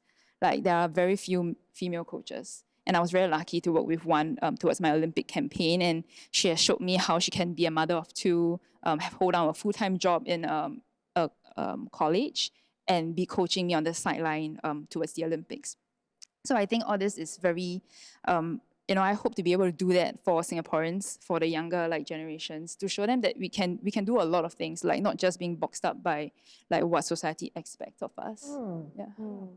Thanks so much, Joanne. Yeah, Joanne shared that she's nurturing 14 young girls to also take up rowing seriously, and probably represent us at the national level and international field as well. So wonderful that you are paying it forward now. Yes. Yeah, Given like, your accomplishments. Yeah, it's very important. I mean, it's a personal like value, and it's important to me to pay it forward. Like, you know what Cindy mentioned, like it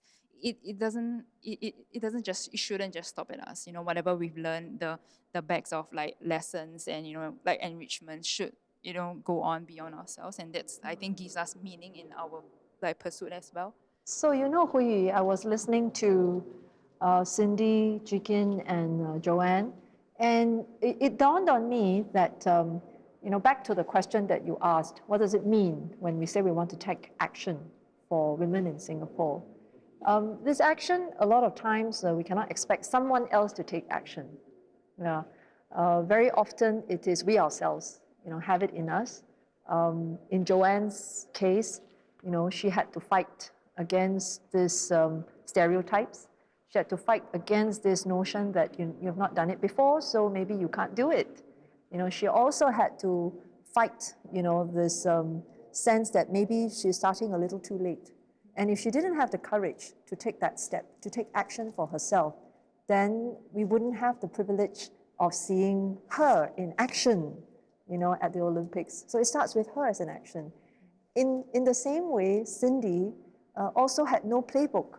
You know, there was no role model that Joanne was talking about that had done ecotourism.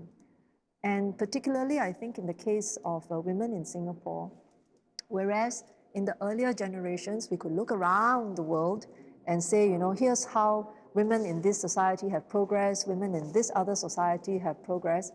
Our base has gone up. We've reached a different level. And it doesn't mean that there's no room for improvement, But it does mean that we are going to have to see more of our own role models being born, and write their own story to inspire women in Singapore. Then the other reflection I had listening to Jikin also is that when it comes to taking action, it's not just women ourselves. It's also the men in our lives who can be our allies and be our cheerleaders, can be our supporters. So I know that, sometimes it may be, Jikin, we feel for you. We feel for you because there are many occasions that we are in a room and we are the only lady around, and we are seated at the table and we look around and say, oh, no one else looks like us. So that's why we are particularly caring towards you. And we appreciate you, for being brave, and to step into the women's world. And thank you also, for, journeying with us. Absolutely. I think it's so important, taking that first step yourselves. During some of our conversations prior to this conference, some of the ladies said, actually, if you want the men to rise up and help more at home, you just need to ask and allow them to come in, So maybe not just asking for the men to change their mindsets about women, but also for women to lift themselves off the mindset themselves.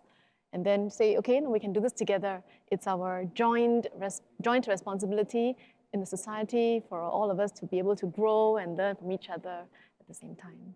Yeah, we have some questions from the audience. One of them is directed to you, Minjo. Oh. Yes. Oops. Okay, let's read this out.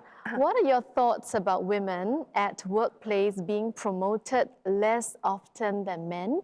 And they say, we know this because women make up less than 5% of CEOs and less than 10% of women are top earners in the S&P 500.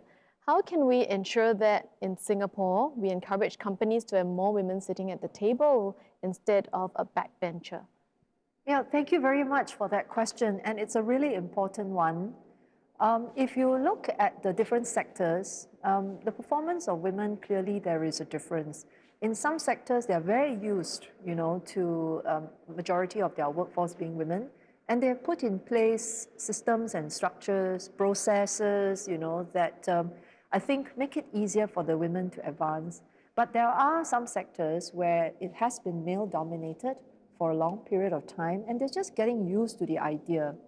I would put it this way, at the level of entry, quite often across all sectors, you will see women being present. But along the way, we do see women falling out. And in the Singapore context, there are certain reasons why this happens. One is that we find that because of, family responsibilities, the commitment that women have towards caregiving, quite often towards children, sometimes towards the seniors in their households, they decide to make a choice between their careers and these family commitments. And it does impact their career progression. If you are taking a few years out, and eventually when it comes to being considered for the next big job, and your CVs are being compared, then those few years out, may appear to be lacking, may cause you to look like you are lacking in a certain critical experience.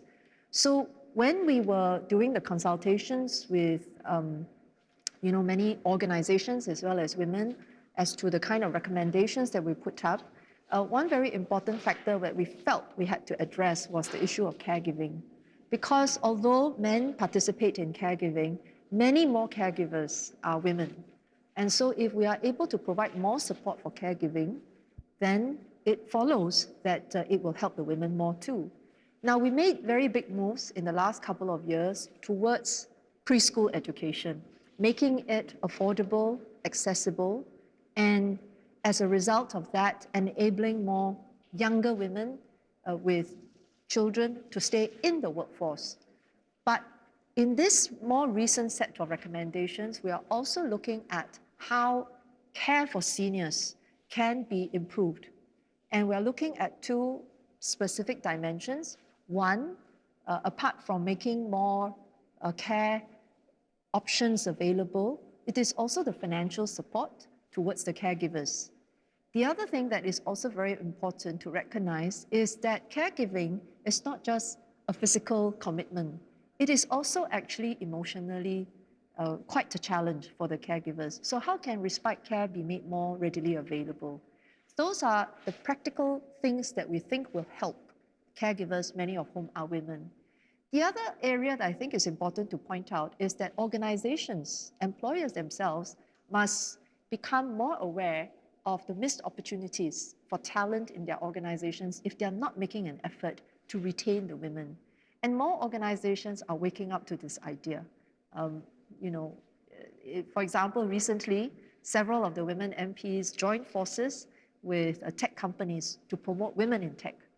And the tech companies tell us that talent is so valuable, so important in tech, that they cannot afford to miss out on the women who have something to contribute to their organizations.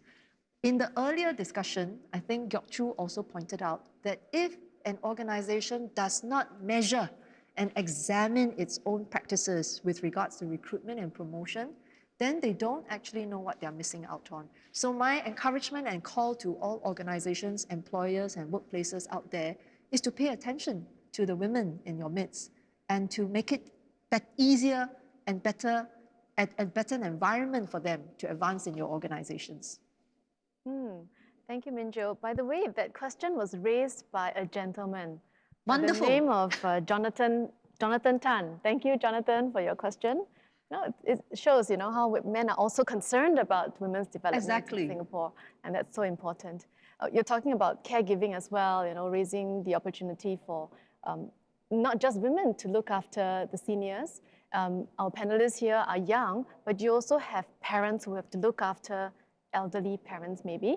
So what do you think in your position now, what can be done now so that when you reach that age where you have to look after elderly parents, what should be done now so that you can then have an easier time? What kind of infrastructure do you think needs to be there so that we can plan ahead and take action now than wait too long? Do you have any ideas? Cindy's been working with this, So I think as we were talking about this, right, I think really what came to my mind is that, a lot of times things don't happen not because, they cannot happen, but it's because, so for example, I work with people with disabilities, right? So I always say that, people with disabilities are not disabled. They're disabled because of the current design of the system, right? So for me, it's always about how can we actually make it more inclusive, right? And to Minjo's point, right, I think in sectors where women are not common, so because their voices may not be so prominent, like people may not understand. So it's not like to Hui's point, right? Sometimes it's we do not ask because we just kind of are happy with the norm, right? And I think that's where I think if we really want progress or we really want to move forward, is always constantly having that channel of conversation, of awareness and understanding, and how we can actually create a more ideal infrastructure that will then accommodate and make it more inclusive for everybody. And I think we also cannot box ourselves when we look at infrastructure, because this needs may evolve. And to your point, actually, now that you ask, my parents are in their 60s, right? I mean, maybe now they're still healthy, but they can come to a point where, there may be double needs, right? If I don't have children yet, I'm still single, but let's say if I have to take care of my children and I have to take care of my aging parents, and that how do we balance that time? And I guess as a society, as employers, I think we just need to see how we can actually evolve our ecosystem, our infrastructure to make the workplace more inclusive. And for me, I am very small as a social enterprise, right? But I think with my team, it's really amazing how does not mean that, you have to work from this hour to this hour to be productive, right? I think work has really changed with COVID, right? Working from home. So I think it's really challenging that boundaries and challenging ourselves in what we see as ideal as a society, as a workplace. Yeah. Because the government is going to do a lot, as Minjo has just mentioned, moving forward. But what is it that we can do from the ground up to do all that? That's what I think we want to start thinking about as well. How about Jikin? What do you have? To me, there are two things. I think firstly, about caregiving, I feel that men have to also share the responsibility. So, yeah, I mean, traditionally, it's always Yes. that. Absolutely. Yeah. I hope you're so not I pressured think to say men can always play a bigger role, if not the equal role, and at caregiving, whether or not it's for children or whether it's for seniors or elderly. So I think that will be a very good start. And I think it's also about changing mindsets, because maybe there is still a certain stereotype that females should be the primary caregiver, and males are the traditional breadwinners, right? So I think if we are able to work on that, that would be a great start. And also, like what Cindy mentioned, that now that work from home arrangements are going to be the norm, I'm not sure whether practically that would help with just families arrange better in terms of caregiving, and within the same space, working and providing care at the same time. But at the same time, there's also downsides to that of not having a line drawn between your personal life and what's work. Yeah, so I think there's definitely some systems and infrastructure that we can put in place to make that a balance. Yeah. So having that perception that it's not purely one particular gender's role to do a certain thing, that helps them. We are then able to make that decision that's best for the family or for the sibling group at that point in time. Just like our earlier segment where Kevin and Fanny, husband and wife, when Fanny was having her children, they have 3 children. When the children were young, Fanny was a stay-home mom for 7 years. But then she took on executive directorship, and Kevin is now working from home. So, it's just like, it's not my responsibility or your responsibility per se, but what works best at that point, right? So more like Jikin, we need more men to think like Jikin as well. Observation is that men in Singapore have really stepped up a lot. Absolutely, yes. There are colleagues of mine, male colleagues of mine, that I have come across that have to take no pay leave. And when I ask them, why are you taking no pay leave? Just for interest. I've had one of them tell me is to look after his elderly parent. I've had others tell me that, oh, my wife is taking on this assignment and I need to step in for her. I was very touched. And actually, I think they are not so uncommon these days. So we're on a good path in Singapore. Absolutely. I think the men want to be part of the whole picture too, isn't it? Yeah. Joanne wanted to add. Yes. Something like thank you all. But then I think if we just circle back a bit to caregiving, like from my point of view, like personal, maybe also part professional as a nurse, I feel like just as how Miss Eunice Olsen had in the earlier segment has shared about having conversations with children.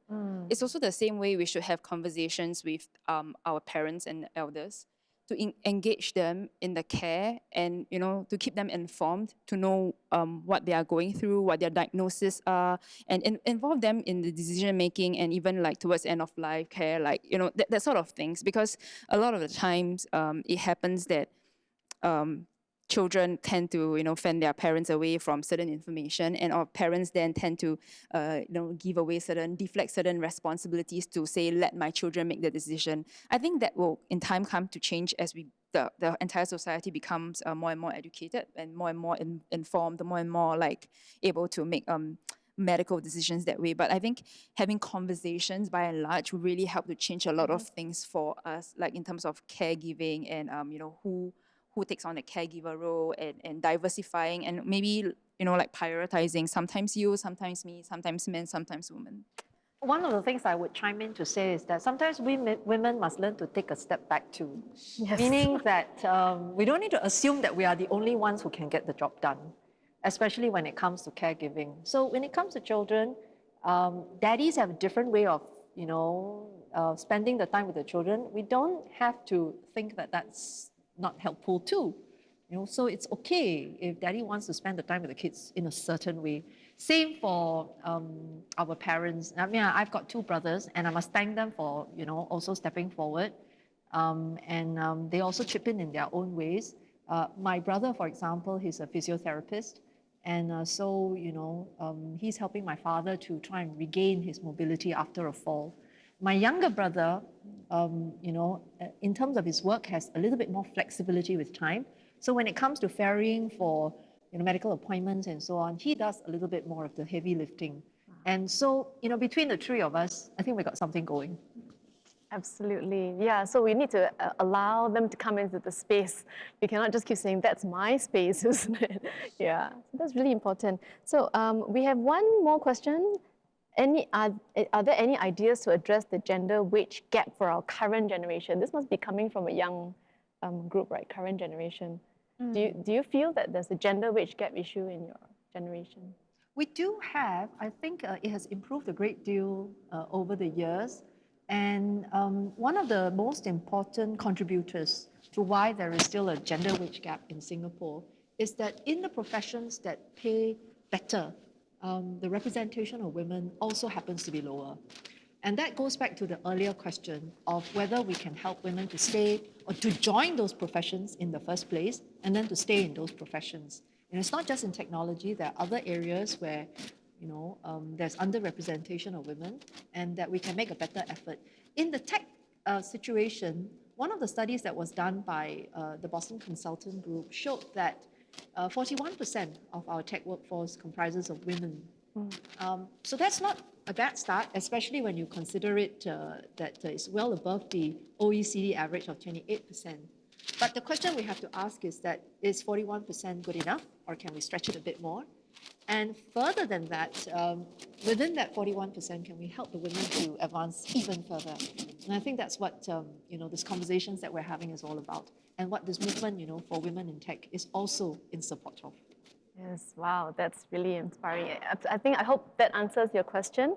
And from the earlier segments, we were the panelists also mentioned that the changing mindsets leading to leaning in and then taking action forward includes educating our younger ones, from telling them not to use words like, parents not to use words like, why are you crying like a girl, those kind of things, sort of behavioral identity between the genders. So there's so many things we can do to take action forward. Earlier in the conference, we also heard Prime Minister Lee Hsien Loong share about his focus on women's development. I would like to direct this question back to our chairperson. How can the party rally the whole society forward to take action for women as a whole society? Thank you very much, Hui Yu, for that question. Well, from the start, the People's Action Party has been a champion for women.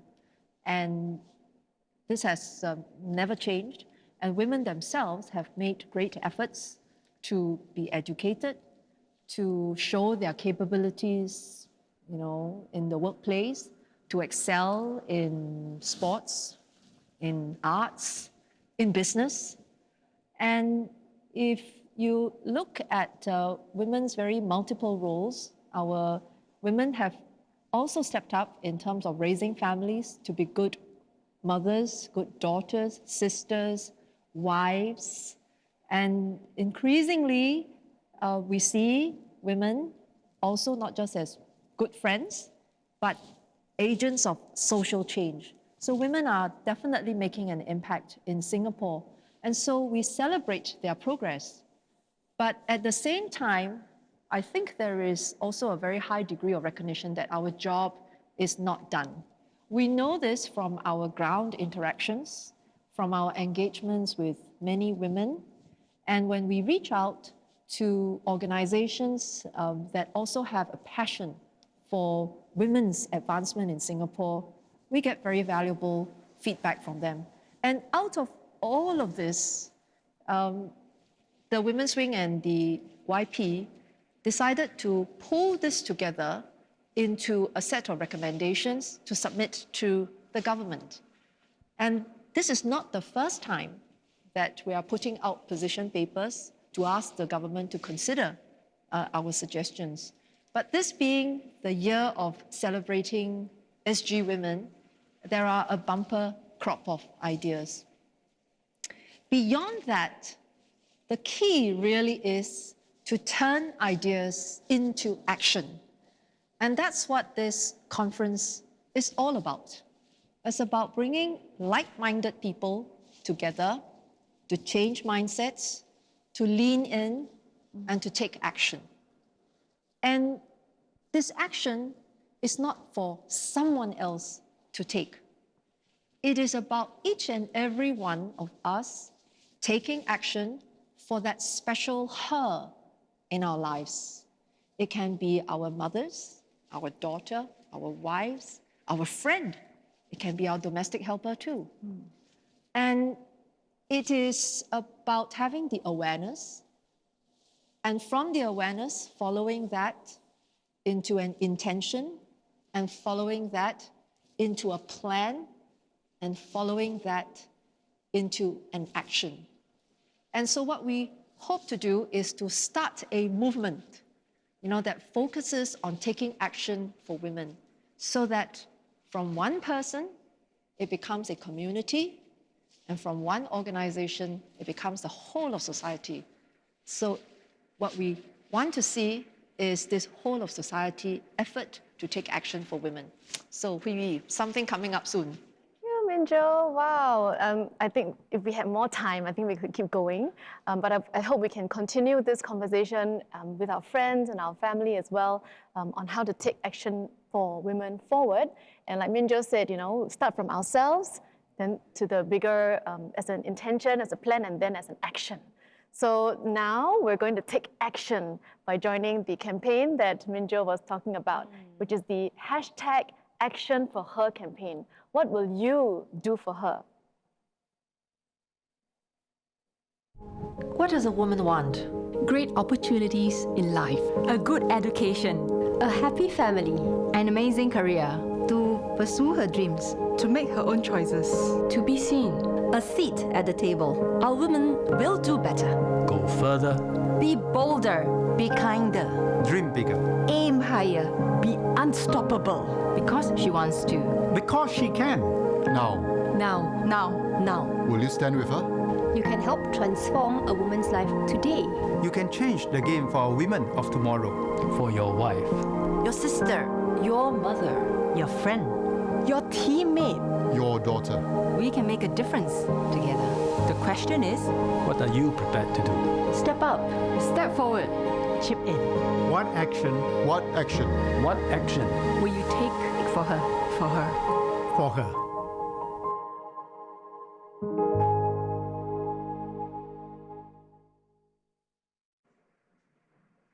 Okay, so this is the opportunity to question the dated norms, shift mindsets, inspire real actions in the community. And we hope you will join this effort and make a pledge to support this campaign. What will you take action for her with? Okay. Yes, that's right, Hui. And we're encouraging all of you online to join us. You can see the QR code on your screen. Secure your phone, snap at it, and make your pledge today. Yeah, soon we will be able to see this on our live wall because some of you have been putting up the pledges already. Yes. Our live wall is going to be up soon. Yeah, there it's up. Yes. So keep the pledges coming in. The PAP and the Women's Wing has been leading change and taking action to empower women in Singapore to live out our fullest potential and pursue our passions.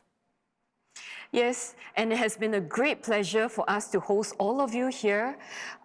Hui Yi and I would like to thank all of you for sharing your precious afternoon with us. But I'm sure you had a lot of insightful takeaways from today's because our panelists shared all their rich experiences. And as you can tell, they themselves are movers and game changers in this.